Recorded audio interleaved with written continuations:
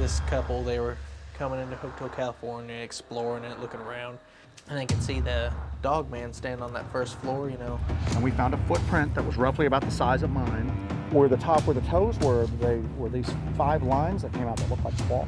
Yes, there's a cover-up going on. You know, the park makes a whole lot of money every year. They make millions of dollars every year. Sightings of Dogman would severely cut down tourist dollars.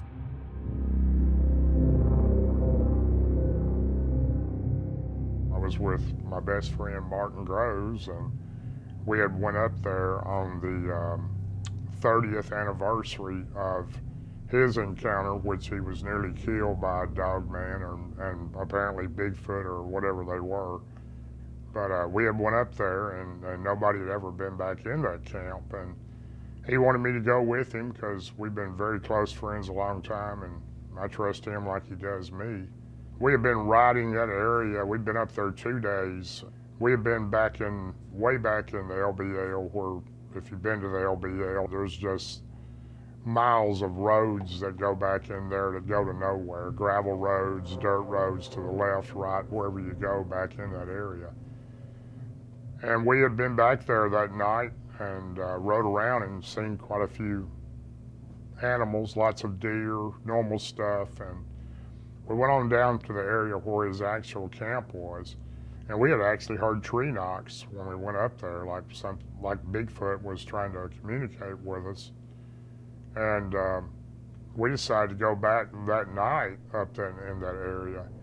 We're barely driving down through there, maybe 3 or 4 miles an hour, real slow. I've got my window down on my side. Martin has his window down on his side. He and I are just conversating, talking as we're driving, real slow. And we go down this little stretch, and I look off to the right, and I look over, and I'm maybe from at the most 10 foot from this creature, and it's laying in a ditch. Turned out it was actually an old creek bed there next to a culvert, but it had a lot of sticks and grass around it. I couldn't see its feet, but I could see the rest of it, and this thing was so close to me. It was looking right in the window at me. It had a massive head, about half the size of our truck windshield.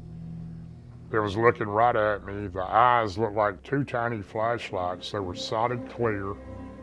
It was laying down, but it was in like a stance like a cat would be when it was going to pounce on a mouse or something. And it was staring right at me, and he started slowing down, and I looked at him. I said, "Can you see what I'm seeing?" And he already had answered me before I got it out. And it was staring at me like it was going to jump in the window on top of me.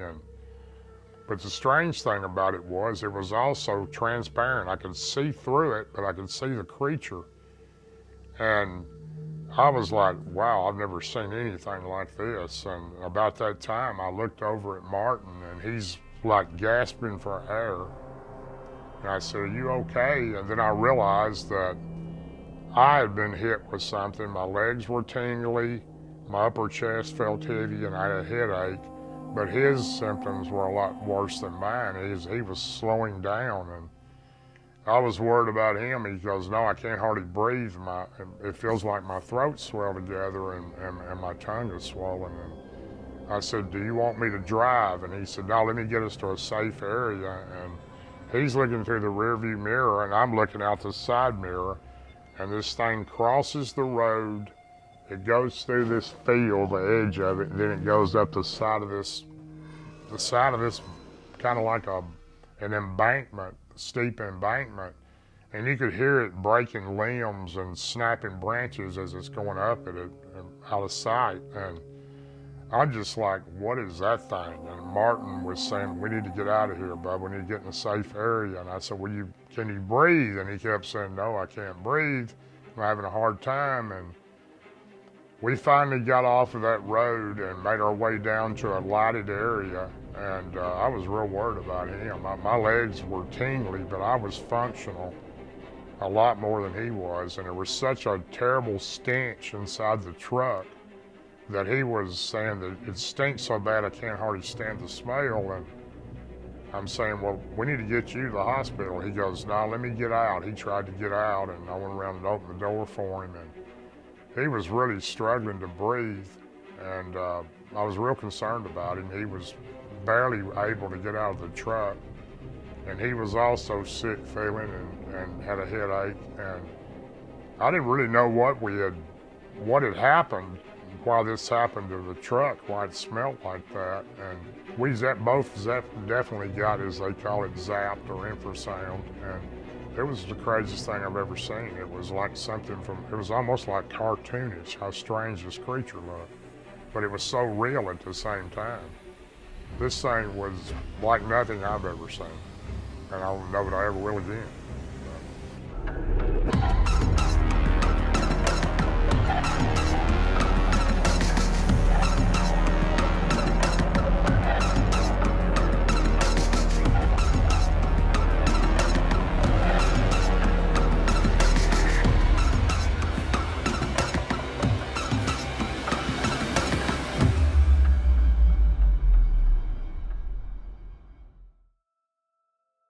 The land between the lakes is a land full of mystery.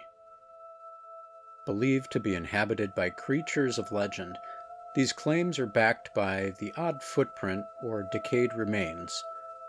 But could it also be that the lack of true tangible evidence points to the purposeful removal of said evidence by a third party? Surely not all witnesses to the strange and unusual are fanciful daydreamers. So where is the proof? Ever since the area's effective abandonment by the Tennessee Valley Authority and continued neglect by the Forest Service, the LBL has become a much wilder place. And remaining in place are the remnants of the promised attractions that were never completed, slowly assimilating into the environment over decades of inactivity. Still, every once in a while the Forest Service demolishes a former campground or attraction, seemingly at random. But when observed more closely, a disturbing pattern emerges. This used to be a tourist attraction. But like everything else in the LBL, they had these tourist attractions that were what they promised the area was going to be. It's things to bring people in, to have tourism dollars. It's going to revitalize the area. The region's going to have a source of income coming from it. And then it just went away. They just walked away from it, you know. The campground we took Alex into was once the busiest campground on the land between. It was the jewel of the LBL. The jewel of the LBL is what they called it. And you had to like literally reserve. We found old mentions of it on old newspaper articles talking about for summer activities that if you wanted to stay there, you had to book a year out ahead of time, just because it was just probably the busiest spot on the LBL. What's down there where Martin Grove's attack happened. And you always hear about the 82 attack and how they shut that campground down on the north end. They shut that campground in the south down temporarily in 1982. And then they just kept pushing back that temporary closure until finally it just never reopened at that point. And they expanded out the area that the roads are blocked off at that point. Went in with heavy equipment and wrecked it. And the one newspaper article that we found people questioning that's where they gave that official answer of, well, it's unsafe, the buildings are unsafe, we don't want anybody getting hurt, we don't want anybody back there. And I'm just going, all right, they've gone in, and that's literally where you can find cut down telephone poles. You find little remnants of signs and the leaves and all that, but everything else has just been wiped out. You do find some asphalt like this that nature's just kind of taken back over at that point. It's very apocalyptic walking down into there, so. This is a whole parking lot right here. Yeah. It's just being taken back. And as you can see, give it another 10 years or so, and the forest is just going to completely take it back over.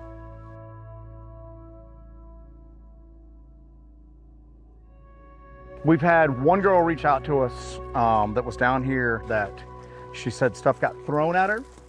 And that's why I always talk about how stuff falls off the observation tower, because that's what they thought it was at first. Because they said they've been here before and stuff has fallen off the observation tower, and then they realized it was coming in from the side and they couldn't figure out where it was coming from. Yeah, because a lot of people will come down here, a lot of like teens will come down here and what are they doing down? You know, Teen stuff, man, teen stuff. making out. But yeah, so we've read a couple of reports of weird stuff happening down here. People say it's haunted and stuff like that. But, you know, sometimes that's the first thing people go to when weird stuff starts to happen. If you have weird noises or stuff moves, it's, oh God, it's haunted. But, you know, you're in the woods, there's a possibility it could be something else. Yeah, when they had the stuff tossed at them, they said that they saw large black, like, figures. Again, which is very similar to what we heard up the road. And I'm like, well, you know, what are you telling me, like, here, like shadow people? Like, what are we going to? Is that the supernatural thing? And she goes, no, they were like really big people in the woods throwing stuff at us. And I'm like, all right, well, what do you think it was? And she goes, I don't know if it was Bigfoot or not. We didn't hear anything. We didn't hear howls. We didn't hear the stuff that people usually associate with Bigfoot, but that there were large, like, black figures throwing stuff at us from the woods. Well, before we came down here and checked it out, I'm going, maybe it's like homeless people. There's no homeless people here, at least on this end. I mean, you know, homeless people need some sort of infrastructure to survive, you know. I mean, there's nothing here to really keep anybody alive if you don't have a vehicle to kind of go back and forth with, so. But as you can tell, like I said, look, there's literally pieces of wood just falling off this thing. If they're so concerned with, like, visitor safety and that's why they're bulldozing and closing the stuff down, this would be the first thing to go. This would have already been taken down. This would have been taken down a long time ago. So I just keep coming back to that. I know, I'm just going, the official story of why they close these campgrounds down and why they wreck everything just doesn't make sense. And when you see stuff like this. This is Exhibit A right here, so. So she said they were around through here at the base of the tower when stuff was like hitting them. So they thought it was coming from above, and that's when they realized it was coming from this area over here. And they saw like large black shapes in the tree line throwing stuff at them. So they hightailed it back and went out. The thing you'll notice about it too is that there's not a lot of graffiti. She said people don't come here at night because they're just so spooked out by it. You went to Hotel California, right? Covered in graffiti. There's a little bit through here on the other side, or at least there was. You don't really see a lot of stuff here that you would expect an area like this to have. You know, I mean, again, there's towns like right over here. You would think that people would just kind of swarm this. There'd be graffiti everywhere. Everything would be carved up. She said people are like uncomfortable coming here at night just because of the feeling that you get here. I mean, look, here's a bolt right here that fell down from up there, from the structure. Yeah, I mean, there's stuff falling off of this thing pretty regularly. Strange occurrences are not relegated to former government-created locations, though. Plenty of old homes still exist in the LBL as a result of the TVA's use of eminent domain to remove the original populace in preparation for the creation of the lakes that now define the area. At present, these old homes are the haunts of local teens and creatures of the night.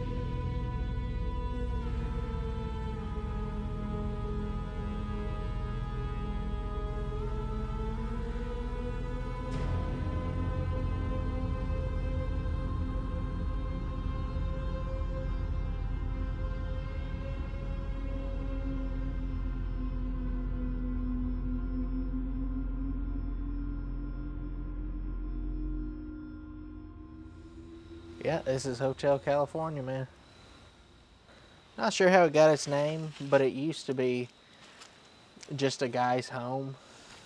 Like, there's pictures online of it in its heyday. Looked real nice. He was a retired ship's captain and built a home for his wife. And then it succumbed to time over the years after land between the rivers was taken by eminent domain for the by the government. Yeah. There's actually a picture like right after they flooded the area. It's like a helicopter picture, and you can see Hotel California off in the distance, like right after they flooded things. Explore it. It's cool, man. I wonder which room was which. Somebody was in here with a campfire. Yeah, I've wondered that myself. I guess one of the smaller rooms. Wherever you want. There's a encounter that was shared on Dogman Narratives. He's the original poster, to my knowledge. He shared that a couple was up here, I think during the nighttime hours or really early morning hours. And this couple, they were coming into Hotel California, exploring it, looking around, and they heard something shuffling around on the floor below them. And there's a set of stairs over here. I believe they came over to these stairs, and they looked down to the first floor, and they could see the Dogman stand on that first floor, you know, this big bipedal canine standing down there. And they were watching it, and it was standing there, and it was raising its nose up in the air, sniffing the air, almost like it may have been trying to smell them out. And I forget if they threw a rock and kind of distracted it.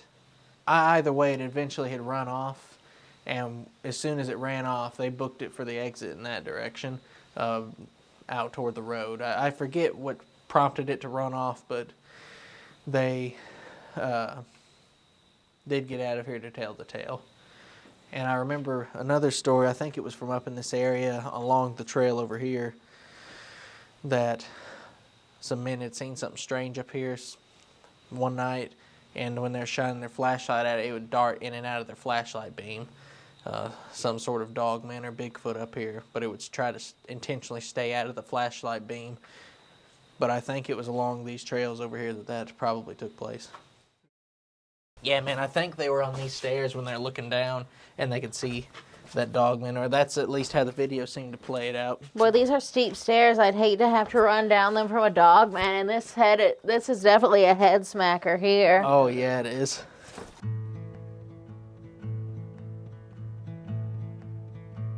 If you walk around long enough, you'll see so many different, remains of old farmsteads and structures and old cisterns that have been reclaimed by time. You may have had multiple settlements where things would kind of stay away from, because there was a people presence. Now that the fact that those people are gone, maybe it gives them a chance to roam a little more. Run them up. But the question also arises, maybe a food source is gone, because surely some of these people had to have pigs or cattle or chickens that something probably would have broken in and stolen. And now if those people and those farms are gone, yeah, I don't know that to be a fact, but I could assume that might be a factor.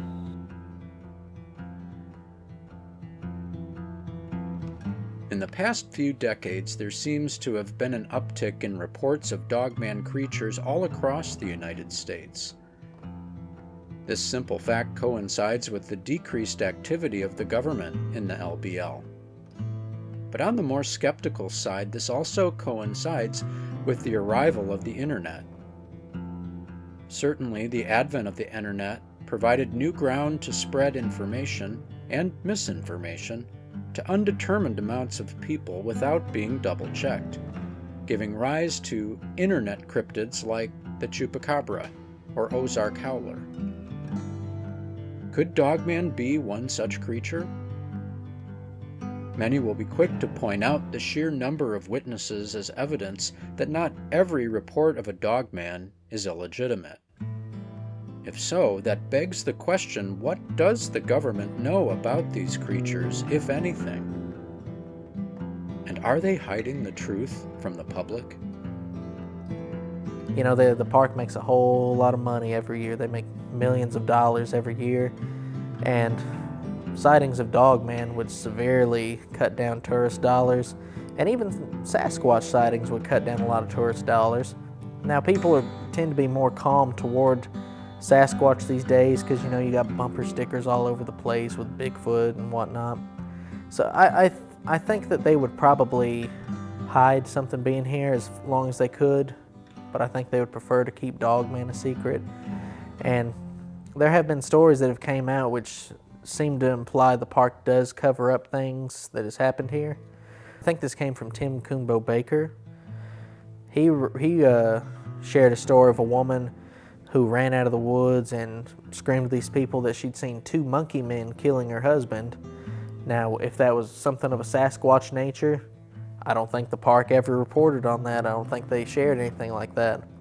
Had a guy I spoke with on just, I don't know what you call it, on a thread on Facebook that had seen something, and he fixed up buses, one of those guys, but they had been out. He mentioned asking one of them one time, and the guys basically told him to shut up, forget about it, do you want to go to jail this weekend kind of thing.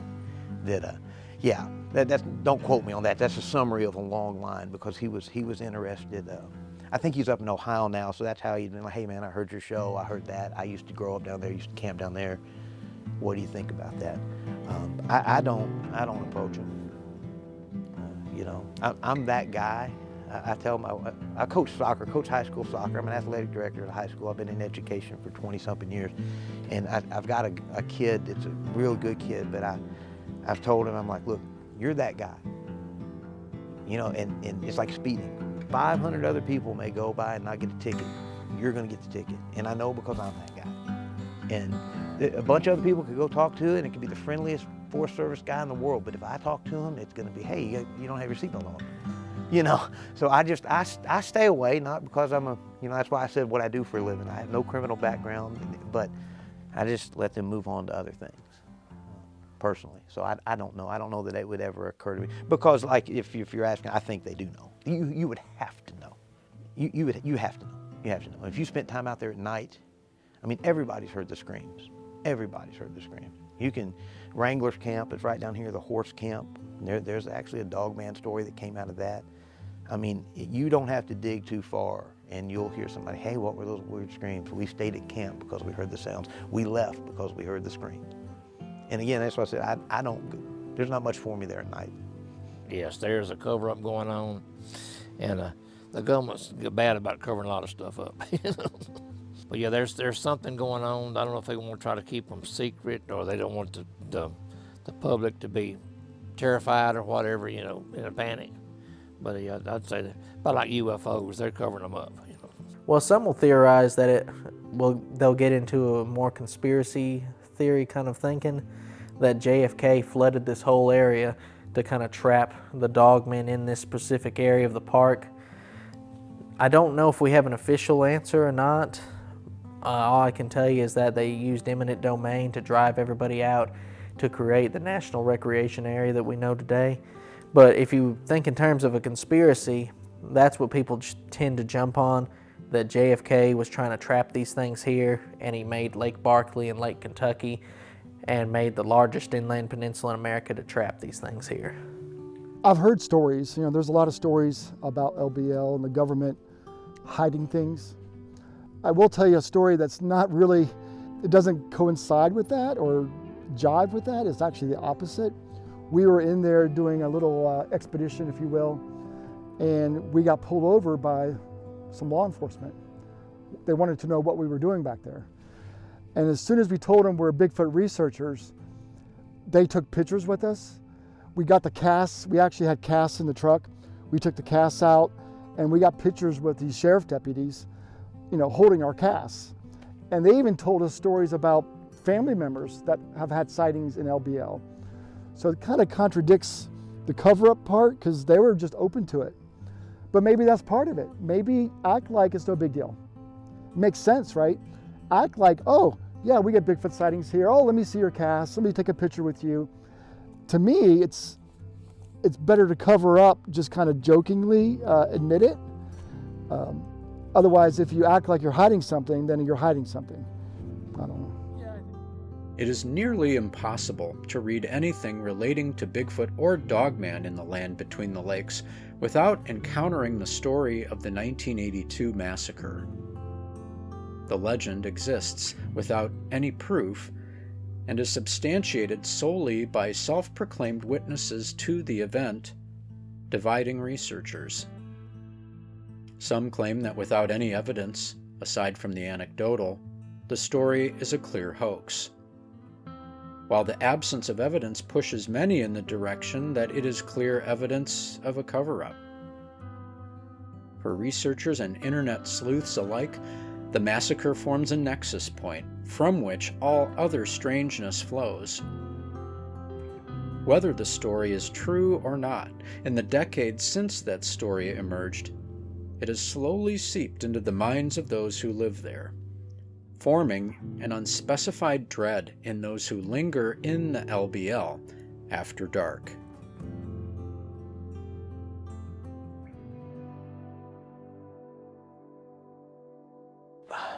So You know, when things happen to you in your life and then you look back and you realize you kind of revisit other things in your life. So I worked at a restaurant in Draftonville, Kentucky. It's over this way.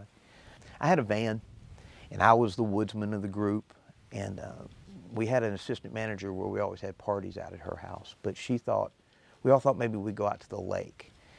And I didn't set this place up. They were up at a place called Nickel Branch, and it seems like on the Barkley Lake side over here on the north end, there's a lot of stuff. I don't know where the site was for the massacre. I've never, and at that time, without Google and social media, we didn't know about it then, but I got to work one day, and I brought my van because it was full of wood.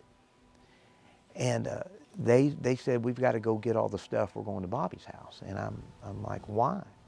And they said, you just need to go out there, please, and get the chairs and the tents and the stuff we'd already set up for this party. I took a guy with me, a friend of mine with me, he had been there during the day. They had gone and set up.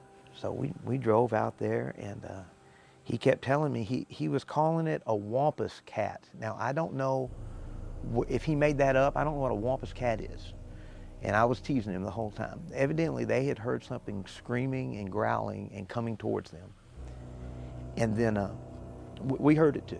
When we got there to pick it up, it was on the other side of the cove, and he's like, that's it. He called me Smitty. Smitty, that's it, let's go. I mean, and you could see the fear.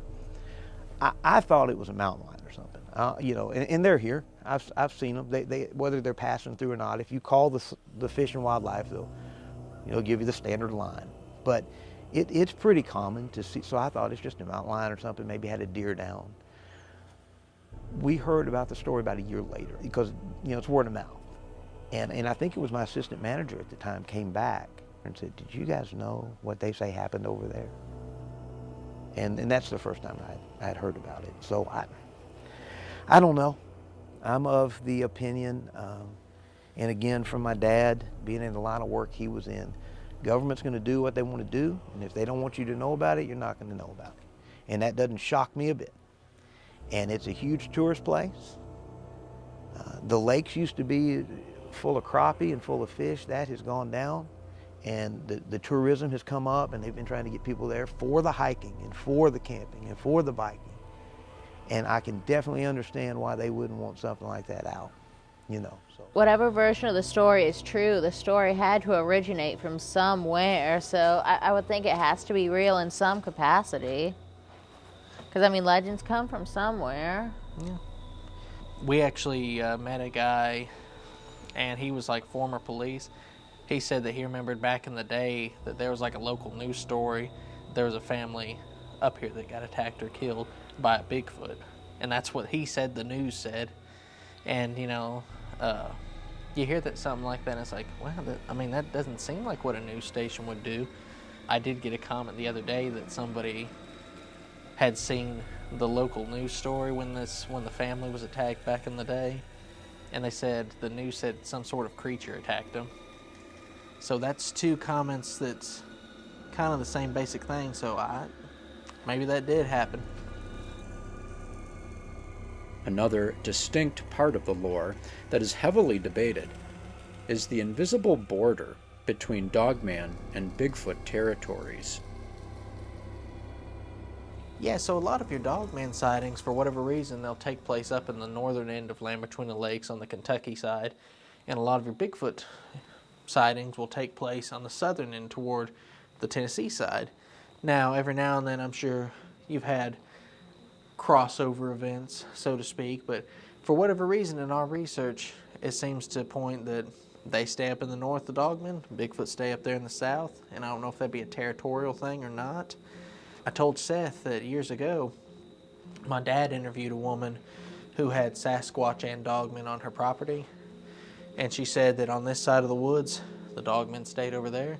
On this side of the woods, the Bigfoot would stay over here, and it was sort of an unspoken rule that they didn't cross over into their other sides. They just stayed to their side of the woods. And her being in the middle, sometimes she would see both of them every now and then just come on her property for different things, different encounters. And you hear a lot of stories of them kind of just not being very agreeable one to another, like they getting a lot of fights. Supposedly people have seen Bigfoot and Dogman fighting before, not here in this park. I want to make that distinction. But I'm sure anything's possible. Maybe every now and again they work together in one way or another, or they just happen to be at the same place at the same time. But I'm not sure, man. I will say this though, which is weird, that out of like, and these are not like the publicly, bandied about stories that everybody always talks about, but the ones that we just get like privately, we get more reports from like the Land Between the Lakes with Sasquatch, with like parent-child type things, an adult and juvenile. Everywhere else, it seems like in the South, it's always like singular sightings. At least from where we're at, it's always like roadside crossings. I was hiking and came upon one. I was hunting and I saw one. In the LBL, we get more adult with a juvenile stories than anywhere else under the sun. You know what I'm saying? By far. So it's something about the LBL, and I don't know whether other researchers really do that or not. Most of the people that we know that do the LBL are mostly focused on Dogman. But Sasquatch stuff, we just seem to get just such a high percentage of what appears to be like a mother with a child, which is weird because you would think if there was a breeding population here, the LBL's big, but it's not that big. You'd be able to see evidence of it. But we constantly see things of just a large one and then a small one. Talking to other people that have had like Bigfoot sightings, they reported seeing small footprints down near like the water line and all that as well. And if you go around the LBL, there's a lot of washed up refuse, like, sharp metal, glass, stuff like that. Nobody's letting their children, human children, walk around barefoot down there at the water's edge. But we seem to find a lot of that there. So I don't know what it is about this area where you seem to get reports of like young Sasquatch at a much higher like proportion than you see in the surrounding areas. We're not very far from where the family was attacked, and we believe we found Sasquatch prints up there before. And Jody Cook, he talked to us once that there's supposedly a Bigfoot up here it's like a big alpha, and they nicknamed it Stonefoot because it doesn't care where it goes, it just does whatever it wants. And supposedly it'll traipse all over the northern end as well. But the thing you always see in the South is that like Sasquatch, Dogman, it's around old homesteads, abandoned buildings, stuff like that. And this is like prime, like somewhere that your mind's already kind of primed for weird stuff to happen. And especially imagine being here at nighttime, how big this is and just how creepy looking it is. Your mind's just primed for it. So It might feed off of that. One theory presented by some is that Dogman might be a misidentified Sasquatch. Some sightings, yes, but some of them I don't think it's possible because witnesses will specifically describe they have the hocks like a dog, specifically a canine looking foot. And I've seen pictures of footprints before of a canine footprint that measured like 7 by 11 inches. And there was even like some human-like front feet that they took pictures of as well. So some of them I don't think it's really possible, but other times people describe them, well, it looked like it had human-like legs.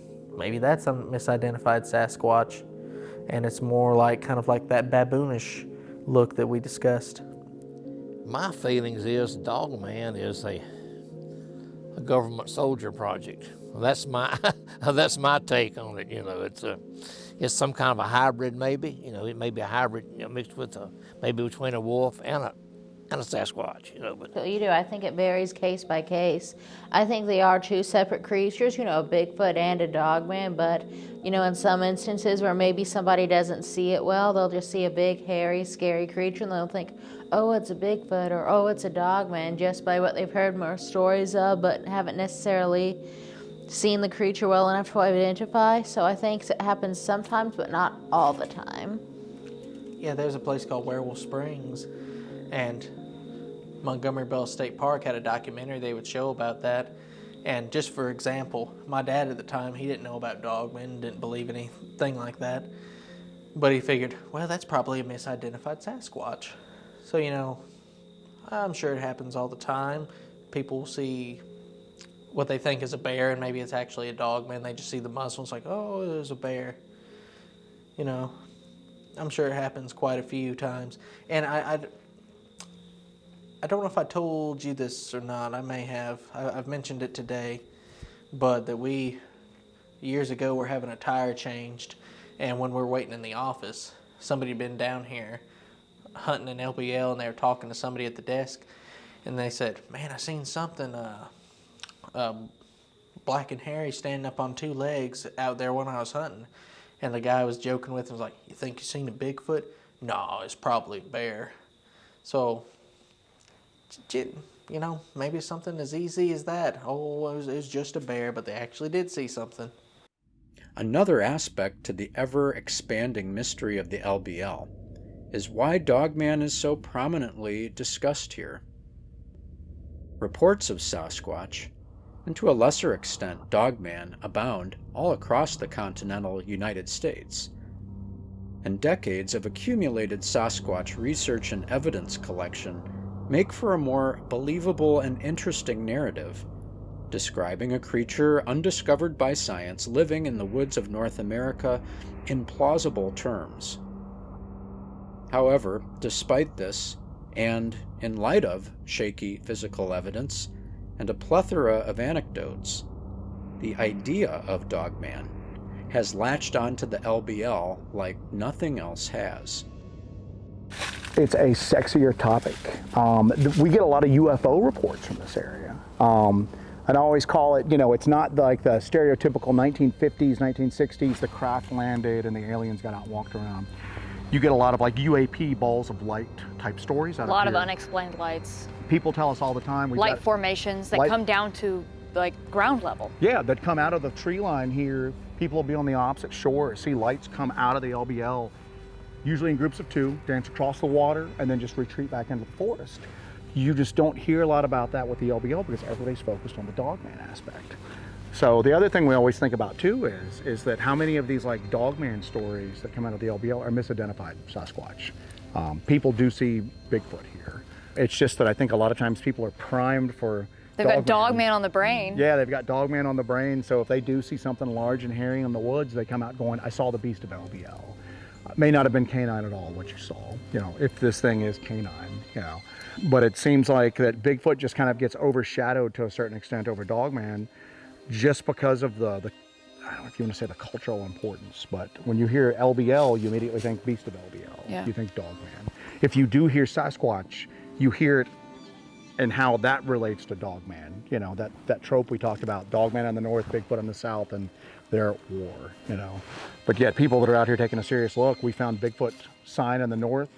We have found Dogman sign, possible Dogman sign. We've heard weird howls that didn't sound like those stereotypical Bigfoot calls. We've heard those in the south end. Martin Grove's attack happened in the south end. The bow hunters that went missing that were supposedly tied to Dogman, that's in the south end. Mm-hmm. So it's just, I think that there's a really good possibility that there is a Bigfoot presence here.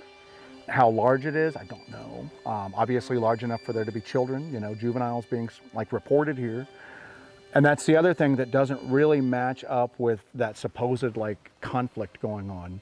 If you were a species and you're at war with another large aggressive species, you wouldn't have your young running around unattended. You know, it seems like this would be the last place Sasquatch would have their juvenile at. But instead, we get reports of it all the time through here. So it doesn't seem like it's that dangerous of a place for them. You also don't see any evidence of that. Has anybody ever come across a field of just dead Bigfoot and Dogman where they've had it out? And had a great battle? We've never even heard reports of them, of like people going, hey, I came across this forest clearing and there was a large like wolf creature and a Bigfoot like at war. I think that whole feud is just an invention of the internet. I just think it's one of those things where somebody heard about a Dogman sighting, somebody heard about a Bigfoot sighting in the same geographic area, and then somebody else just went, I bet they fight. And then it just kind of grew from that point then. So, and that's the thing about the Dogman topic. It's even worse than like the Bigfoot subject, that it's hard to kind of get through all the exterior made up stuff with it. Because it's a wild topic, werewolves. We got werewolves running around, you know, and you have to peel all that stuff back to kind of find out that, yeah, there are like really credible witnesses. There's not as much physical evidence that you see with Bigfoot. And I think that's because of the nature that Jesse talked about earlier, that they're just not here all the time. There's something more spiritual, demonic, otherworldly going on with that phenomenon than there maybe is going on with Sasquatch, and that lends itself to not leaving as much physical evidence. But we found a really weird footprint up around the bunker area and the 82 massacre site. We came up to check it out. There was a storm system moving to the south of us that we were in the clear on. She carries a little Garmin InReach Mini. Yeah. satellite communicator, and we started getting messages from home going, there's a tornado headed to where you guys are at. And Yeah, the it wind was starts coming picking down. up. It was headed straight for us. So we're going, all right, let's check the area out before we get off the peninsula. And we found a footprint that was roughly about the size of mine. And weird looking. It didn't look like it had a kind of a wider heel than what you would normally expect, although there might have been some heel slippage in the mud. But where the toes were, they were these 5 lines that came out that looked like claws. And we've had people tell us that like all those are like, you know, mountain climbing boots. And I'm going, wear mountain climbing boots in the LBL, you know, on like level ground. We didn't see what made it, but it was a weird print. Very weird. Really weird print. Yep. And we were going, well, you know, if it's something that has like the body of like a normal hominid, you know, bipedal primate with just like a wolf head on top, that maybe the foot has claws on it. I mean, because you hear about those types as well. You hear about the ones that just look like timber wolves standing up straight with like regular dog legs and dog paws, you know. And then you hear about the other ones that look almost like just movie werewolves with like people bodies and wolf heads at that point. So, but they do leave some physical evidence, just not as much. So. Whatever evidence there may be for both of these creatures, nothing will be proven without good gear and research tactics. And just as there are a variety of opinions about the exact nature of what exists in the LBL, so too is there a variety of research methods and equipment. Well, if I'm on a Dogman outing, I go to some places where there's been a history of sightings in that area.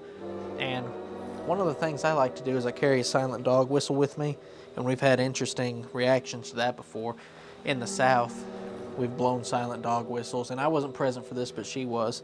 They were blowing silent dog whistles, and something would blow back from the woods, sound like it was blowing air through flat human teeth, and it was like trying to mimic the whistle, and they'd blow, and this thing would reply, and it went back and forth, back and forth, back and forth. And even into the next couple of days, they left and came back, and when they were getting out of the car, before they even started blowing the dog whistle, this thing was still out there, and it was going, sound like it was trying to get them to bring the whistle back out, so to speak. In places with Dogman history, we've blown this before and been bluff charged by something large and terrifying. Sounded like it was sounded about the size of like a T-Rex running through the woods. It was terrifying. Other thing we tend to do is we'll take a megaphone and call blast sounds that have been attributed to Dogman before, and whatever it is in the audio, we've gotten replies from it before, so I don't know. I make sure to bring some good bright flashlights, because, you know, there's been multiple stories of these things. You'll shine a light at them and they kind of cover up their eyes like that. They don't seem to like bright lights, and, you know, that's a good defense. One, there's plenty of things to trip and fall over here, so you want a bright path to walk on, and two, you want to see what's out here as well. I keep the dog whistle on. Well, when I don't forget it at the house, I tend to forget my dog whistle at the house, but I try to keep it with me. I bring my megaphone so I can call blast, and a camcorder. That's generally what I bring along and actually keep on me at the moment. Now, if I'm doing a Sasquatch outing, I like to do occasionally a tree knock, and I used to make these tree knockers out of cedar and would bring them along, and have had replies from those back and forth. And in the case of Bigfoot, generally the best thing we've ever done in the case of Bigfoot is we'll just start a campfire, sit around it shooting the breeze, and things seem to get curious and they'll start kind of coming up close, and they'll occasionally, you'll hear them holler around you. One of the best whoops we ever got recorded was done just like that, just shooting the breeze around the fire, and it came up right in the middle of my dad talking. So when you guys go out, what's kind of your approach? We mix it up. We're very kinetic. We always tell people, I would love to be able to like set up camp somewhere and just kind of hang out and then just have like the activity come up to us. And I know that people have luck with that. We never really have. No, we'll do stakeouts, like stationary stuff, where we have all the equipment out. We'll have the parabolic out. We'll have the thermal on a tripod. We'll have the full color night vision on a tripod. Just have all the kit and caboodle out because we have a ton of equipment. We use a lot of equipment to do this. But we don't carry it all every time we go out in the woods. We kind of pick and choose because we have to carry everything deep in the woods on our backs. We have to kind of pick and choose what we're going to carry out for each expedition. But when we do these stationary stakeouts where we have everything, it's like barely anything happens, you know? But when we start to move around and kind of interact with the environment, then we start to have activity happening. We figure we're either making something curious, pissing something off, you know, just so we just move through the night a lot. We do a lot of like just night hikes, a lot of night walks.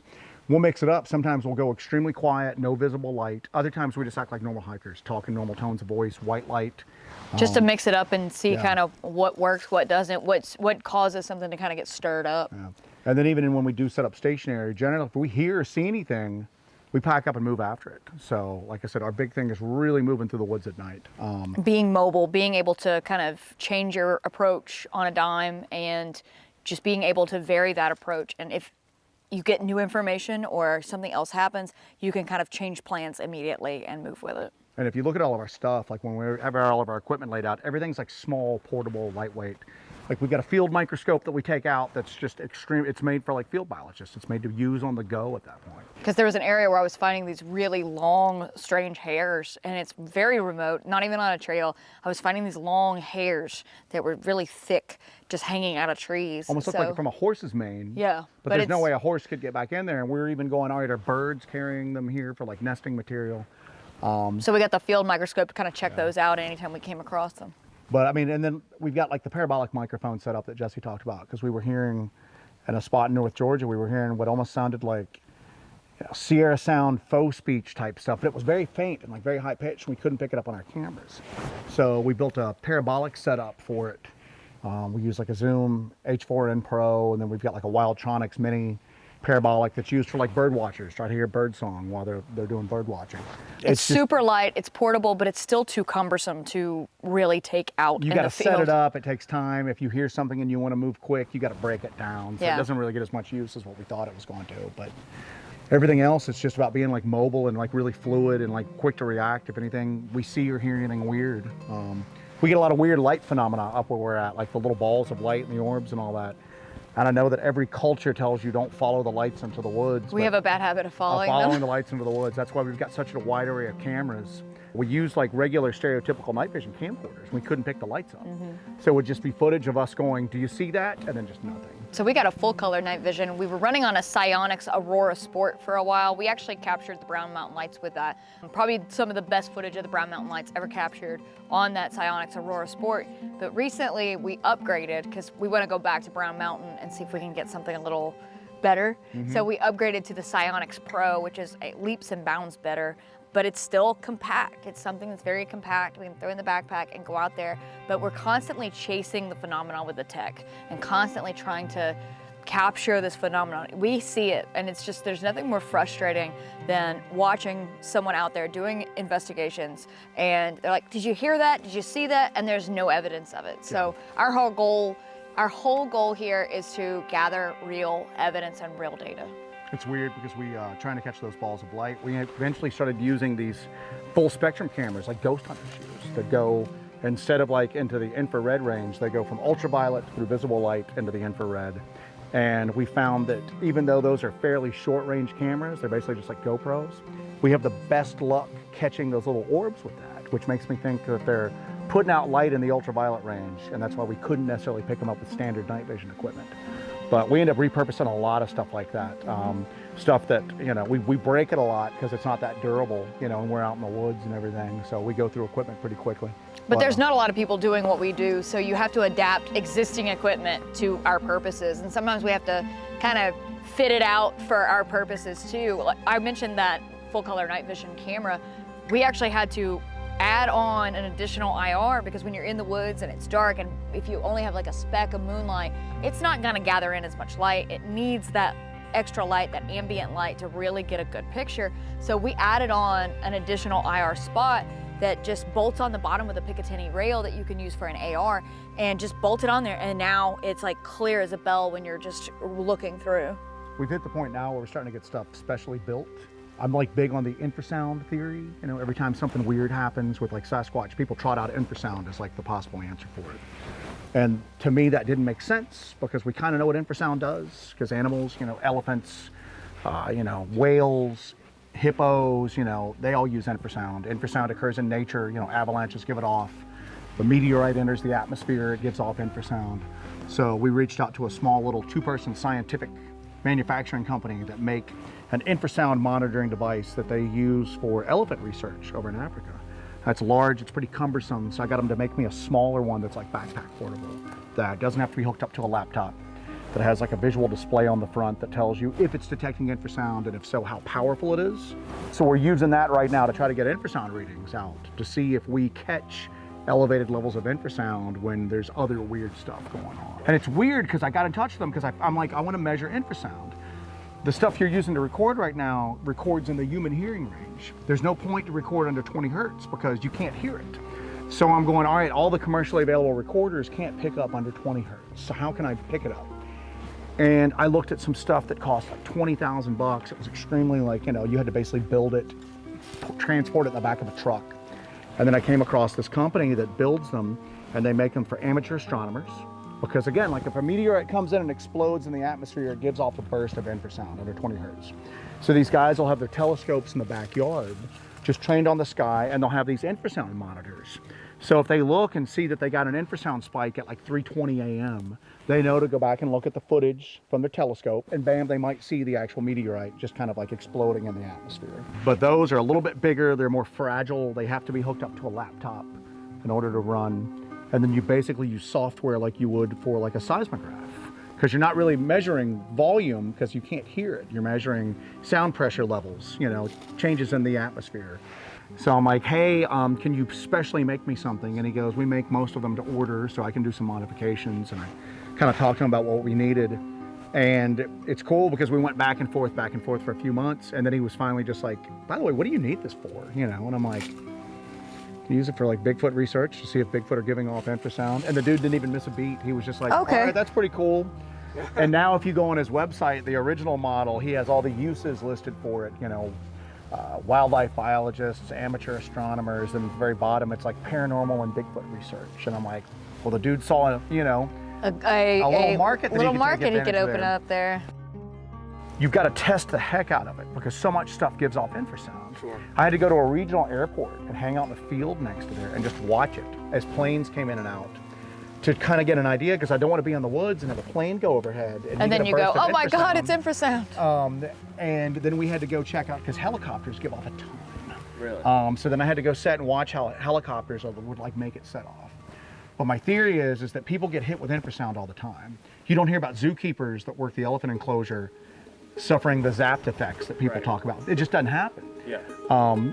Air's a pretty crappy transmitter of like sound waves. Water's better.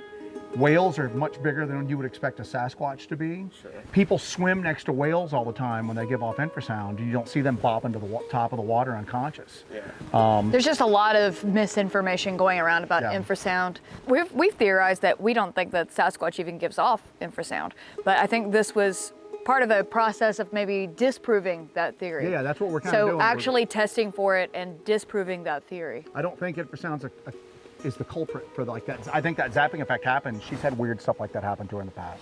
Yeah. We've talked to extremely credible people that have reported. There are strange effects of something, but we want to kind of take the time and effort to eliminate the infrasound theory and kind of explore what it actually could be. And it all started with just an argument on like a Bigfoot page online, like everything else does. People were just swearing to me, it's infrasound, that's what it does. And I'm going, I don't know the first thing about infrasound. Let me start to look into it, you know? And the more I learned about it, I'm going, this is not what, if it is infrasound, if it's infrasound, then there's something using infrasound in a way that doesn't exist anywhere else in nature. It doesn't exist anywhere else in the animal kingdom. If it's infrasound, it's something that's like just completely unique on our planet, the way that it uses it. And it'll be extremely apparent. It'll be a very sustained, extremely strong level of infrasound out there that's directed somehow. It all comes back down to people always go, tigers use it to hunt. And everybody latched onto that. Her name's Elizabeth Muggenthaler. She's done other stuff. Alex mentioned, he goes, oh, she's done other stuff, I guess, with like, you know, Bigfoot or cryptozoology. I just know her in relation to that. I didn't know what else she'd done. I know that she's done stuff with tigers using infrasound. They use it to basically warn rivals off from like their hunting grounds. Elephants use it to communicate. There's really no parallel to anybody using it as a weapon or as a defensive tactic. More important than their research is a researcher's why. Why does somebody decide to search for something that has turned so many away from the topic in terror, or potentially even killed people? What could possess someone to defy all logic in pursuit of these creatures of darkness? I look for Bigfoot because I have no healthy sense of fear, I guess.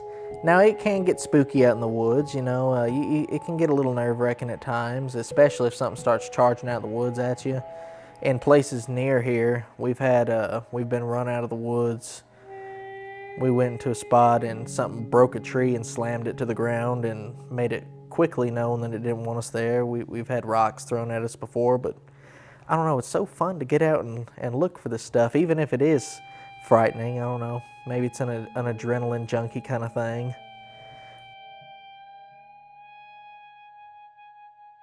So I started off, I was like a physical like Bigfoot guy. That's all I was into. I wasn't into ghosts, UFOs. Jesse was more like from the paranormal aspect. We live in the southern Appalachian region that has a lot of folklore, you know what I'm saying? And even the Sasquatch kind of like stories that come out of there, they're a lot weirder than what you get in like the Pacific Northwest, up in Canada. In the South, that part of the South, there's always like a tinge of the supernatural to it. So we kind of like join forces in what we do, you know, Bigfoot research with like a tinge of the paranormal. The idea of Dogman was just ridiculous to us. I mean, it's just a bridge too far. You know, werewolves, I mean, it's just not anything that we were really kind of prepared to believe.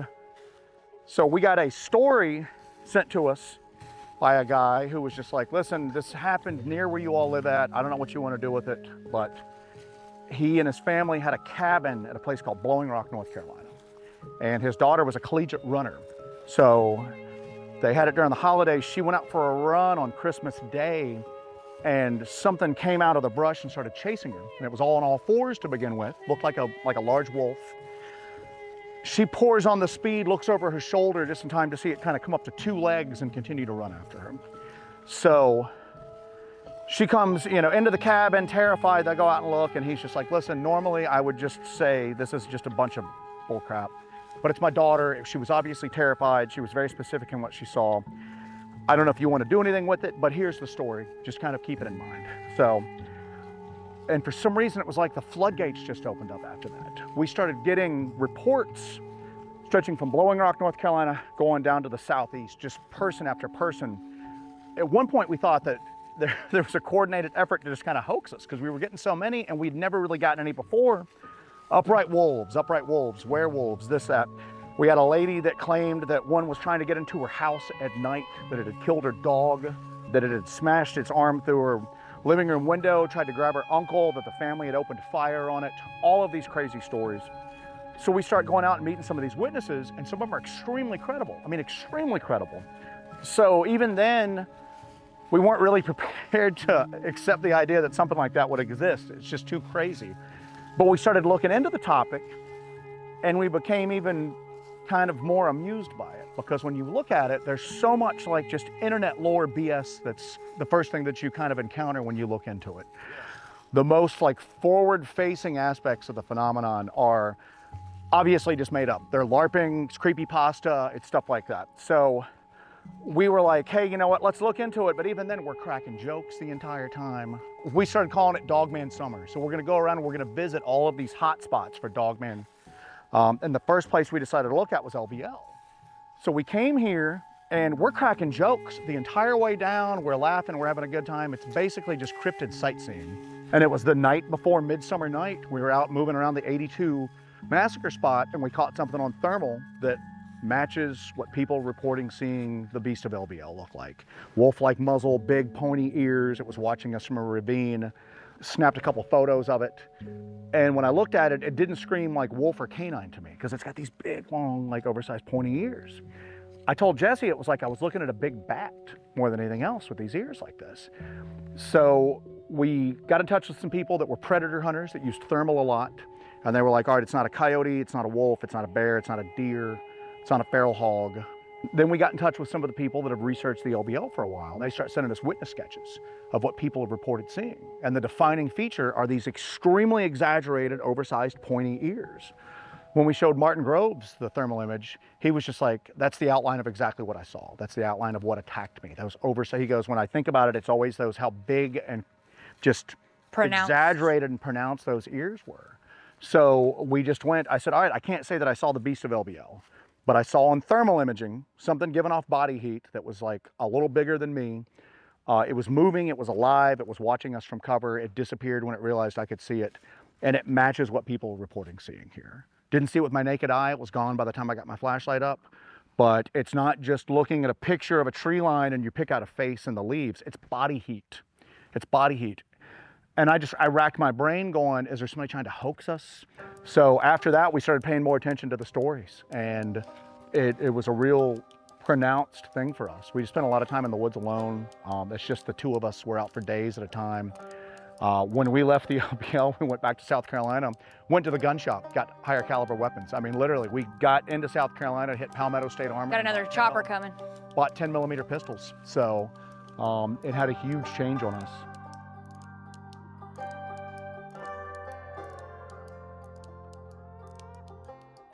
Mystery clings to the LBL.